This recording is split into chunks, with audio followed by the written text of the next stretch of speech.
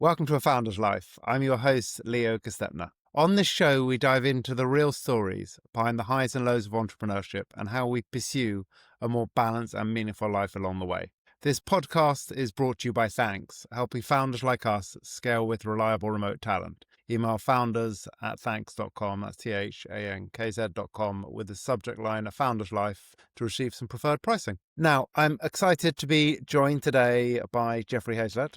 Jeff, thanks for joining. Would you like to introduce yourself to the audience? Well, thank you very much. It's a pleasure. I've always enjoyed my conversations, and this is going to be a great one as well. I'm Jeffrey Hayzlett. I'm the chairman of the C-Suite Network, and I'm also host of All Business with Jeffrey Hayzlett, which is on C-Suite Radio, C-Suite TV, and we shoot live from the New York Stock Exchange. I'm a former Fortune 100 officer, former host on Bloomberg Television worldwide, a former chief marketing officer. I've bought and sold hundreds of businesses and la-di-da-di-da. A grandfather. I've been married to one wife, one woman. She always tells me that I'm her first wife and only wife. So that's what it is, or that she is my first and only wife. There you go. That's a little bit about me. That was a nice little snippet. So talk to us a little more about your journey that brought you where you are today, and then a little more about sort of your, let's call it conglomerate, your C-suite collection of companies, sort of what you're doing really for people as well. Well, thank you. The journey is a little bit of the movie Good, Bad, and Ugly. It's, I think, a little bit of all that, and it's interesting. I do a lot of interviews, probably one or two a day. And in the interviews, everybody's asked, what was your path? How did you, orchestrate it? What are you talking about orchestrating? What was my plan? I had no plan for this. It just happened. I started off like a simple entrepreneur. I was more involved in politics years ago. I was working on campaigns. And then I found out, geez, you could go do this for businesses in the same way you were getting people elected or passing ballot initiatives. And I was a lobbyist for a number of years. And then I just decided, well, geez, I bought a printing company because I was doing all this printing for all these groups and so forth. And I was about half their business. So that was my first real kind of entrepreneurial effort, was buying a printing company. And I owned that for 4 years. And then while I was doing that, bought a cell phone company, bought this, bought that. And by the time I was 26, I had made my first million and then moving up and moving on. And then I one day realized I was doing all this work in South Dakota, where I'm sitting right now. And I thought, geez, I can do this in Iowa. Oh my gosh, I could do this in Chicago. I could do this in Tokyo. I could, and so I started to add zeros to those numbers and started expanding, so to the point where I was helping people do deals and put together companies together, bought and sold over 250 companies for about $25 billion in my career. And then eventually one of the bigger companies that bought out some of the other companies that I did said, we want you on board. And that was Eastman Kodak. And I became chief marketing officer of that company and was there for 4 years. And that was probably one of the highlights of my career, even though Kodak was having some major difficulties, as we mostly know. They were living through it. And I was part of the team to help prolong that, try to shift them more to the digital side. Very difficult to do when you have 139 years in front of you of non-digital, and you were so embedded into a box of film, and yet you were having this wonderful technology, all of these patents, over 35,000 patents, one of the biggest patent leaders in the world, but yet couldn't get out of the mindset of what they were at. And then while I was there, Leo, you might remember this, I became a judge on Celebrity Apprentice with now President Donald Trump for 3 years, 4 seasons that I was on that particular show. And, so someone decided this was eye candy. So then I went on to Bloomberg and started a show there called The C-Suite with Jeffrey Hayzlett, where I took people into the C-Suite, into the boardrooms of companies where 99% of the people never get to go, that work for the company. And you know that in the corporate world, there's a lot of people that never get up to that floor, never get into that room. And so I was there, and that show was wildly successful. And while I was doing that show, I thought, my gosh, I love the nature of the C-suite, and C-suite leaders love to talk to other C-suite leaders. Billion-dollar companies like to talk to billion-dollar companies. CEOs like to talk to CEOs, CFOs to CFO. Whoa, what if we built this trusted community? And I started looking at where digital was going and the need for trusted networks, that I kicked off the C-Suite Network. And now we have 350,000 C-Suite executives who are part of the network. We have 100 million downloads on our podcast. We have C-Suite Radio, which is our podcasting network. We have C-Suite TV, C-Suite Book Club. We have C-Suite bestseller list now. We took that over from the Wall Street Journal when they got out of the business. We said, we'll grab that. And, we're building this, and then we're doing branded services. We basically have content. We have communities inside of that underneath this big giant sequoia tree I call the C-suite, because it's like a giant canopy with this lush ecosystem. And then we have commerce. And so we're going to market with things like, as this show comes out, we'll have C-suite coaching, we have C-suite loans, C-suite legal, C-suite business valuations, a C-suite finance, C-suite, tax counsel. So we've created all these entities where we find great partners and we go to market to help people scale their business with a trusted partner. And that's really what we're doing, Leo, and having a blast.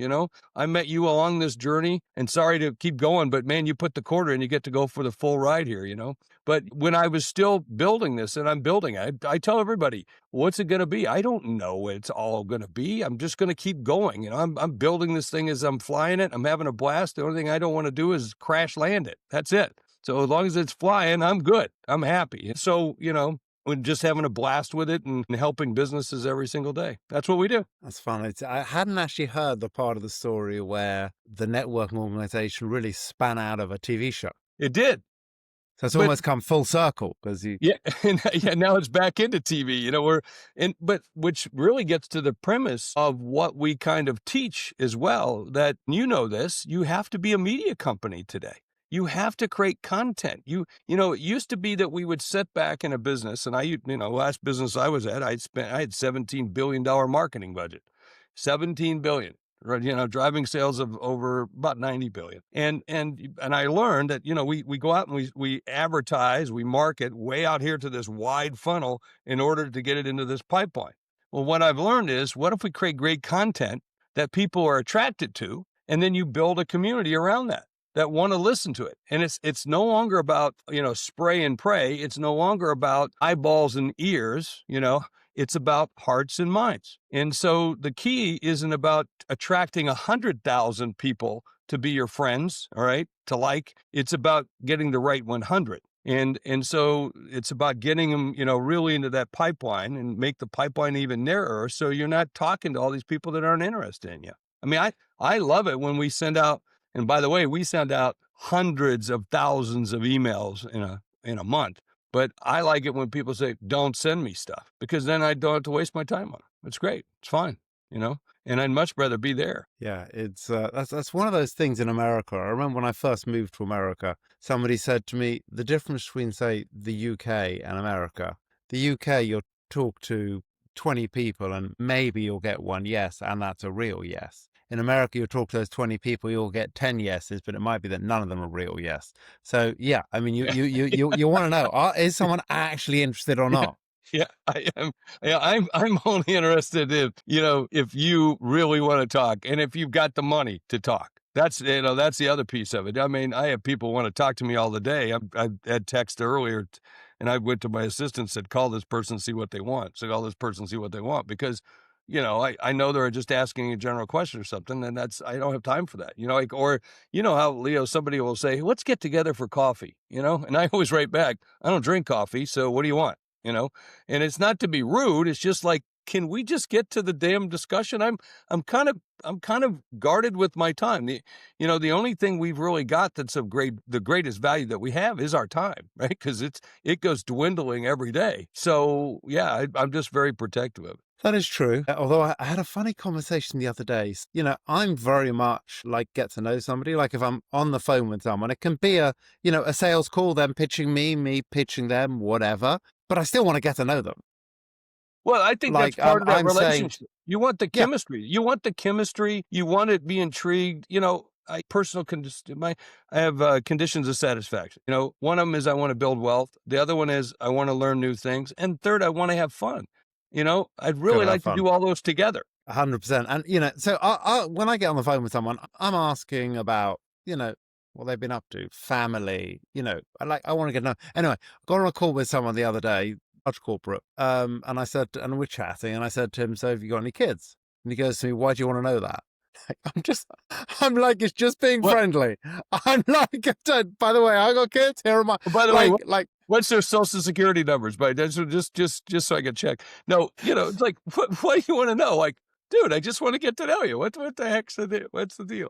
Yeah, it's called being friendly. Yeah, it's called being friendly. Well, God forbid. got to enjoy life. Like, I want to talk to, like, I've got, as I'm sure you do as well, a no assholes rule. Like, I have Yeah. no interest in doing with people. There's plenty of people I do business with who I may not want to be best friends with. That's fine. But I just don't want to do business with people who are assholes. No, period. Yeah, in fact, no, walk away. I've had people want to give me money, and I'm sure you have too. And they go like, and I say no, and they go, wait, we're going to give you money. I said, yeah, but I don't like you. I just don't get no. I just not. I had someone who just the other day, they were asking me about this the other day. We were working with somebody, and in the end, the guy just said, I'm not paying you. And he was, strong arm New York tactics. That's what it was. Guy's in New York, strong arm construction kind of guy. And that's just how he did it. And I just was polite for the rest of the meal because he was buying the meal. And after the meal, I shook his hand, and he's now called me 50 sometimes. I'm never going to go back. Never going to talk to him. Never, not interested. Not going to have a show. And by the way, he tried to hire one of my CEO in front of me, my CEO, who, is like my best friend as well as worked with me, my partner in the business. And I thought, you have no class whatsoever, dude. And very rich, very successful, but now you can see how he's gotten to where he's at. Now, I don't want to do business with. Up until that point, I had a hint of something, but not until I just saw it. And he just chose to strong arm, and you could do that, but I always have a choice. No, not interested. Just no different than I'm at an airport counter and someone's rude, and I say, I'm not going to be on the flight. And they go, well, sir, you're going to miss this flight. I understand, but that airline over there is going to be a little bit nicer. I have no problem. Thank you. And I just walk, boom. There's a price for those kinds of things. Yeah. And you know what? A little bit of niceness doesn't cost anything. Every once in a while, I might break down and I'm not as nice as I should be. And I'm always regret that, but by and large, I try to be nice. I try to call everybody back. I try to take care of them in every single which way. Text, I'm a little different about because you're just kind of intruding me and you're writing to me on that. That's not my preferred platform for that. I kind of keep that for personal stuff more than anything. I do business stuff, but most of my time is, email me. And I'm actually faster with email than I am with text. Yeah, I actually prefer emails because I'm less likely to lose it, believe it or not. Like a text. The problem is, if it's not a text I want to deal with right now, and then a few other people text me, yours has fallen down the list and it's gone. Amen, brother. Amen. Sometimes I get 300 or 400 texts. And it's like, no. And the other thing is my workflow. I try to communicate with people based upon their preference for what they like. So if you are a texter, then I'm probably going to text you if I find that out. If you're an emailer, then I'm going to use that, so forth and so on.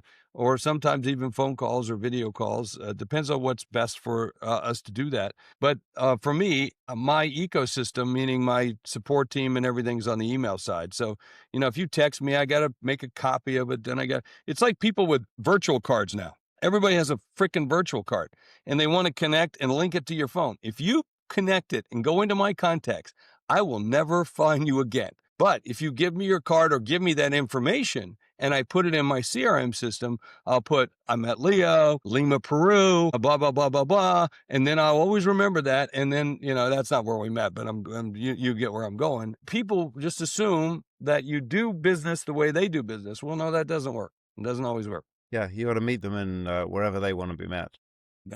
And by the way, that's what I believe right now with content and TV and video and audio is, a lot of people go, oh, I'm just going to be on the major 6 engines. Okay, make a mistake because there's 1,900 of them out there. People put their content anyway. No, if you put your content in 24 minutes or 48 minutes, much better because now you can repurpose that for streaming.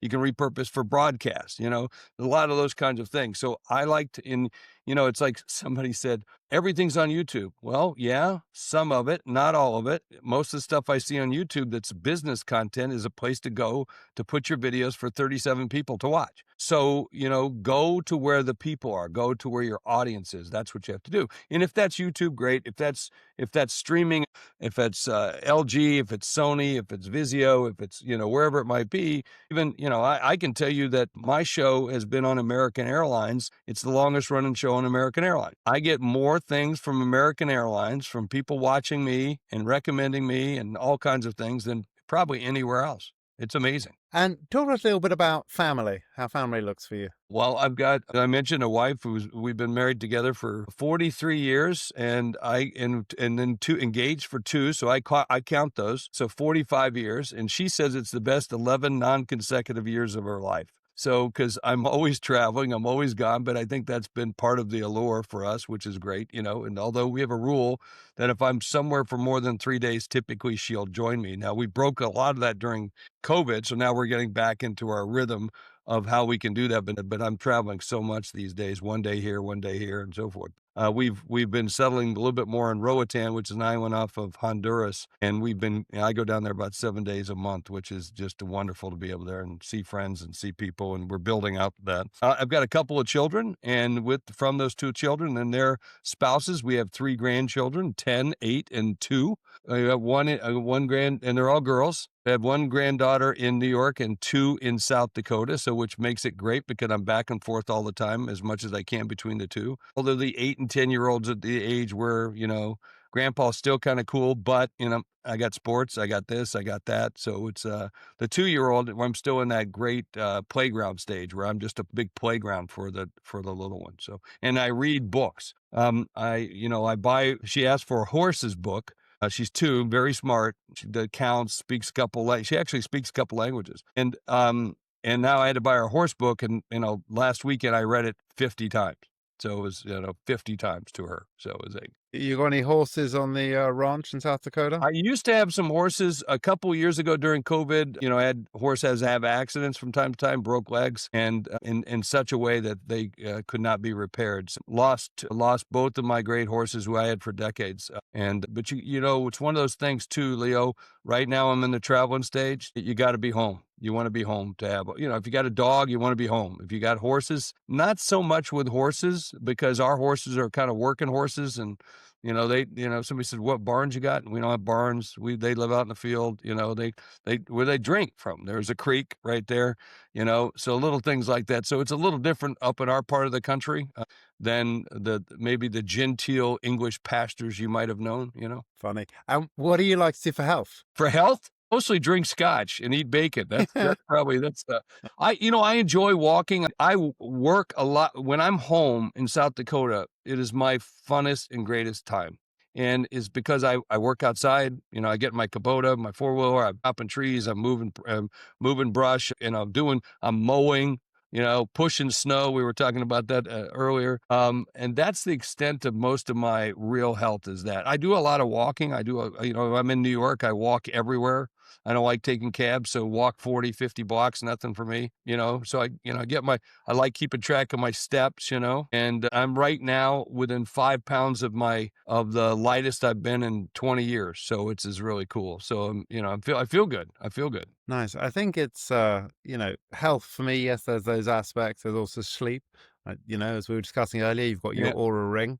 Yep. Right here. There's lots of aspects that kick into that. And Well, I will tell you that I don't sleep, but I've always been one of those persons that doesn't sleep a lot. I mean, I sleep 4 or 5 hours, and then every once in a while I catch up, and my aura rings tell me I'm 8 hours behind right now from my optimum. So they said it's my gap. I think it's my gap, but I'm learning a lot about my sleep, in terms of monitoring that I'm enjoying that part of it. I'm still learning what the ring will do and what wearables will do, because I think wearables are very good for everybody in terms of, giving you indicators that you didn't know what you didn't know. Because I think a lot of us blow it off. We don't pay attention to some of the things that we should pay attention to, especially with hydration and a couple of other things. But yeah. yeah, it's, you'll see the aura will start telling you. It becomes noticeable if you're drinking at night or if you're eating a meal too late. You'll see how that actually affects quality of sleep and heart Yeah, rate. like and I things need like that. another person tell me I'm doing things wrong, eating and drinking, Leo. Yeah, I got a friend who actually stopped wearing his wearable because he got fed up with the fact that it was telling him that it was a bad idea to be smoking weed before bed. At least, I don't know if you heard in the States, Trump made it less of a crime. At least it's not, at least smoking weed's not so bad that way. Yeah, also, I mean, I think the big reason he did it, from what I've read, which 100% makes sense, is you can actually do medical research now, because it was illegal to do medical research before. Wow, Because it was a that's true. class What is it? It was a I class just, one and now it's a class three or whatever it yeah. is. But you Well, can actually now do medical research about the benefits of marijuana and CBD. you remember Billy's last name? He was the guy in Midnight Express. He was if you remember the movie The Midnight Express, where the guy was trying to smuggle hashish, ended up serving years in prison, and finally he was, he was raped in prison, beaten in prison, abused in prison. This was all during the Nixon era, and then he escaped. His dad sent him money in secret ways and so forth, and he was able to break out of prison and escape and get out of Turkey and get back to the United States. And I met him, and then he did a one-man play. And I'd watched the movie, I read the book, and then I watched him in a one-man play in New York City. And in New York, because of my followers and because I tend to text and so share socially and so forth, I get invited to a lot of plays. I get invited to a lot of events, which is I'm so lucky. I'm wonderful. I get invited to Irish consulate because I'm Irish and so forth. So I get to go to all these cool things. He invited me. I'm on a list where they invite celebrities to these kinds of plays in hopes that you will tweet about them and post about them, and then more people will want to come and watch. That's a cool list to be on. And so I went and I listened to him, and he talked about the horrors, and I thought, all of this over pot, all of this because a guy wanted to smoke some more hash or weed, and I'm going, what bullshit. And then I think about the people that are in prison because of just marijuana, or the guilt that's attached, which just, anyway. And now we find, I can give my 94-year-old stepfather, a little few drops, and it helps his Parkinson's, or my brother-in-law, who's mentally incapable of doing certain things. He operates like a 12-year-old. Um, he's mentally handicapped, is way the term. There's different terms. I'll just say it like that. Cards and letters, keep them coming. But that's the term I would use. Or has cognitive dissonance. That's what I think the new term is these days. But he has all kinds of issues of stress and so forth. One drop of CBD oil under his tongue, and he's in it. He's in the zone. He's cool. It's great. But imagine what that would have been like a couple years. It was illegal. Couldn't use it. Couldn't do it. They just stop. Stop this insanity. Yeah, certainly. We need to, as we learn more and we know more, we definitely need to evolve a little more. Yeah, I mean, meth, cocaine, things like that. That's different, my opinion. But weed, I mean, come on. I've never seen a violent weed criminal. I've never seen one yet. I went to a talk. They were talking a long time ago. They were talking, I don't know, 4 or 5 years ago. They were talking about. There was this professor from one top university, and he studies marijuana and stuff. And he said in China, like they've been doing this for thousands of years, and it's like I think it's the same word as health or something like that. They were like it's a medicinal product. Yeah, It's totally. not the same as Yeah. cocaine. It's not like a gateway drug. It's not a Well, and I think we're going to find other uses. I think we're going to, right now, I think we're going to go swinging back to more, what I would call natural remedies. I've got dandelion tea, which I absolutely love. And it's what a great thing. A dandelion tea. Now, I never heard of that 20, 30 years ago, right? Now everybody's drinking it, and I've been drinking it for the last couple of years. I love it, so things like that, natural, good, homeopathic kinds of things. I love it. And if alcohol was introduced now, it would be an illegal drug. Yeah, well, in the States it was illegal for a while. Yes. Yeah. So what do you like to do for fun? I enjoy hunting. I enjoy it a great deal. I love Roatan. I love the beach. I love just, quite frankly, relaxing setting. I love sun. I love being out in sun, anything outdoors, even, downhill skiing and cross country skiing, things like that. I enjoy a great deal. I'm not a good water skier, but I've done that stuff, but I'm more out in the wild. That to me is the greatest thing. I love traveling a great deal, obviously, and I just love learning. I'm an avid reader. I have stacks and stacks of books everywhere. I'm reading a book on Alexander Hamilton right now. I've been reading a book on Israel and Jerusalem, Montefori's book on Jerusalem, because you just try to understand that, So just things like that. That's what I do. And obviously, I love great food and wine and drink and great company. I love conversations. I love, especially conversations where you take on a tough topic then you're over here and someone else is over here, and somehow you come more closer together because it's a greater understanding. Because I host an event on Sunday nights called Scotch Sunday, where I just get together with people and we just drink scotch. It's a reason to drink scotch or whiskey or anything, mostly brown. You're not allowed to bring anything pink. No, no rosé. You bring a rosé, we'll toss you out. Okay, but you can bring a red wine, a white wine. Basically, pick something. Make a decision. Pick a side. That's the way it is. So rosé doesn't count. That's that fake wine. Okay. So, but we get together, we talk about topics, and usually we're way off.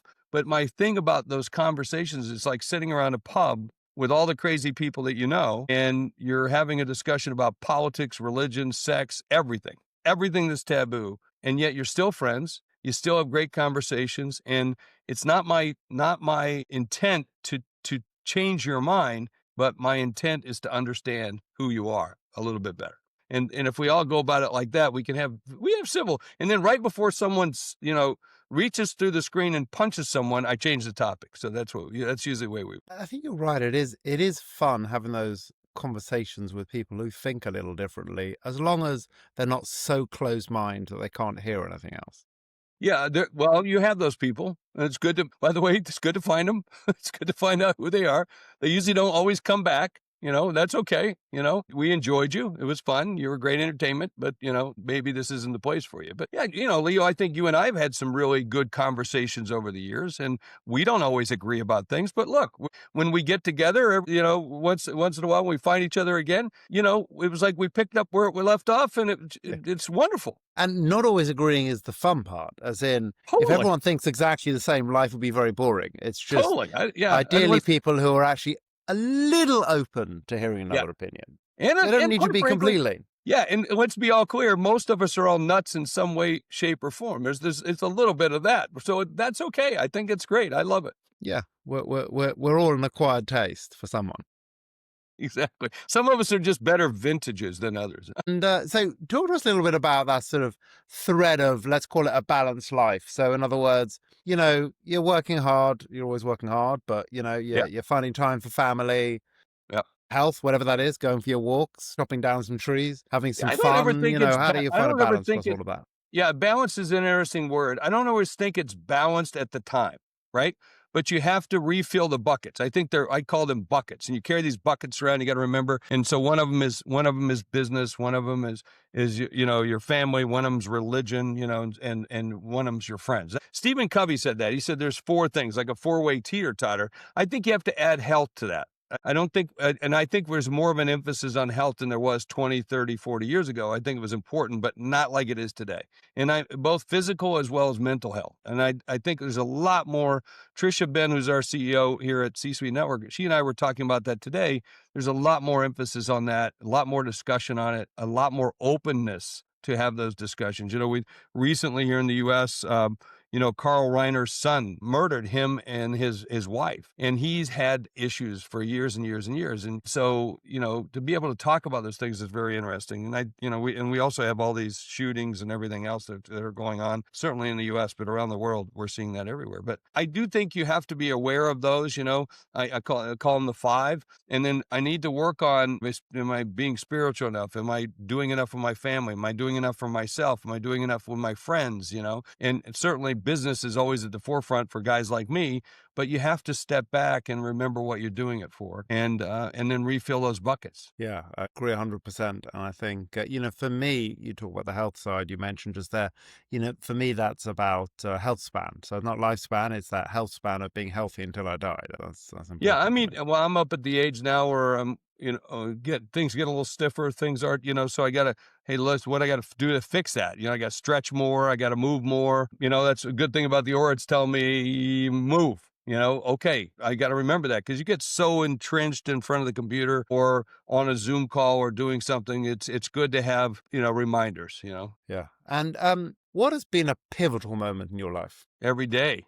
No, it's like, usually somebody asks you a question of what's the worst mistake you ever made? And I said, I don't know, I haven't done it yet, which means that there's always a bigger one, right? So there's been lots of pivots in my life. And I'm going to tell you, probably it goes way, way back, as I just thinking about it. And I could say, hey, Kodak was that, Bloomberg was that, Celebrity Apprentice was that, and those kinds of things. But the real ones were the mentors in my life that showed up at pivotal, critical times. I don't want to say pivotal, critical times in my life to be a guide for me as a young man. And, when my dad was in Vietnam, to have a former gunner sergeant by the name of Jones, Harold Jones was his name. He was a former Marine gunnery sergeant or machine gunist on a helicopter, and was shot and injured and finally relocated. But he became my baseball coach. And then literally he and his wife became my best friends. They were, 10, 15 years older than I were, but they made sure I didn't get in trouble, or Mr. Penson, Frank Penson, who was in a hunting club, and he became my employer, and he was a plumber, and he hired me to go dig ditches and do different stuff because, one, he needed somebody, and two, he was keeping me out of trouble because Harold introduced me to him, and he said, put this guy to work, and then I joined their hunting club. It's those kinds of men who stepped in at the right time when I could have gone the other way. And then in adulthood, there was Michael Connor, who I bought his printing operation, who taught me the value of how to read a Z-out register and to compare sales and to do this and what you had to do so I didn't lose my rear end. And then a guy named Mike John Timmer, who was a state representative who was a Republican. We didn't always see eye to eye, but he taught me some great things about values and how to stick to your values no matter what the cost. And it really instilled. So people like that, Leo, and I can go on in every decade, every couple of years where there's always somebody like that. And what's one piece of advice you'd give to an aspiring entrepreneur? Faster. Add more zeros and faster. We sometimes we get caught up, like, oh, I'm really great and I'm big in South Dakota. Okay, yeah, big deal. It's South Dakota. How about Iowa? How about Illinois? How about all these other places? And so I learned very quickly that you can think big and act bigger, and you have to be relentless at it. And so that's the words that I would use with somebody is faster, man. Just go. Stop. As long as no one's dying, go. Nice. And how can people find you? Well, thank you. You can find me, Jeffrey Hayzlett, Hayzlett. Look that up. I'm going to pop up everywhere because it's a name you don't see often. And you can find me on any social media, LinkedIn. You can also find me through the C-Suite Network, C-Suite TV, C-Suite Radio. Go look us up. You'll find us and just reach out. Love to hear from you. Well, thank you. And thank you for being on today. Well, Leo, thank you, my friend. It's good to see you again. And next time you fly over the United States or something, just, drop us a note, will you? Thanks for listening to today's episode. If you enjoyed the conversation, don't forget to subscribe to the channel, tell your friends, and please leave a review.